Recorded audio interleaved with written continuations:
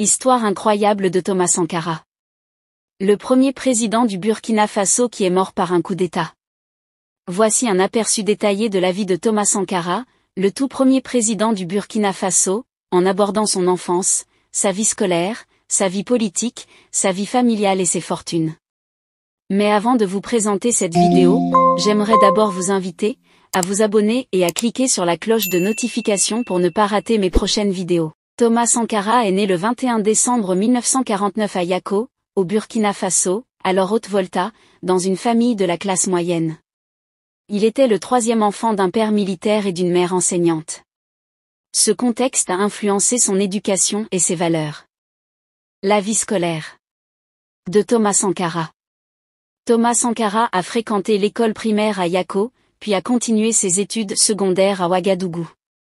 Formation militaire. Après le lycée, il a intégré l'académie militaire de Kadiogo à Ouagadougou en 1966. Il a ensuite poursuivi sa formation en France, où il a été exposé aux idées marxistes et aux luttes anticoloniales. Vie politique. Début politique, après avoir terminé sa formation militaire, Sankara a occupé divers postes dans l'armée. Il devient rapidement un leader au sein de l'armée et s'engage dans des activités politiques. Coup d'État de 1983. En août 1983, il participe à un coup d'État qui renverse le président Jean-Baptiste Ouédraogo. À seulement 33 ans, il devient président du Burkina Faso. Réforme radicale, sous sa présidence, 1983 à 1987, il met en œuvre des réformes économiques et sociales audacieuses, nationalise les ressources naturelles et lutte contre la corruption. Il est connu pour son slogan « La patrie ou la mort », nous vaincrons, qui résume son engagement envers le pays. Vie familiale. Mariage et enfants, Thomas Sankara a épousé Mariam Sankara. Ensemble, ils ont 3 enfants, 2 filles, Essata et Intissar, et un fils, Philippe. Sa famille a été très influente dans ses actions politiques.